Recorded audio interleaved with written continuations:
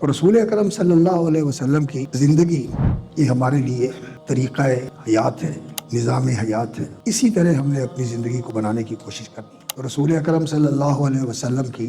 مکی زندگی اور مدنی زندگی پورے دین کی پابندیاں ہیں، جو دین کے تقاضے ہیں، اسلام کے اعتبار سے جو ظاہری فرما برداری ہے، ایمان کے اعتبار سے جو انسان کے قلبی اعمال اور انسان کے یقین اور انسان کے جو باطنی اعمال ہیں ان کے حوالے سے، اور پھر جو دین کا سب سے اعلیٰ اور عرفہ مقام ہے احسان، کہ انسان کا اللہ رب العزت کے ساتھ ایسا تعلق ہو، ہر وقت انسان کا دھیان اللہ کی طرف رہے، اس کے دل کی توجہ اللہ کی طرف، اور سب سے زیادہ محبت بھی انسان کے دل میں اللہ کی ہو، اور خوف بھی سب سے زیادہ اللہ کا ہو۔ اللہ کے خوف سے وہ ہمیشہ ڈرتا رہے، اور اللہ رب العزت کے رحمت اور فضل و احسان سے اللہ رب العزت سے ہمیشہ امیدوار رہے، اللہ تعالیٰ سے توقع رکھے کہ وہ بڑا کرم فرمانے والا ہے۔ تو آپ صلی اللہ علیہ وسلم کی ساری زندگی ہمارے لیے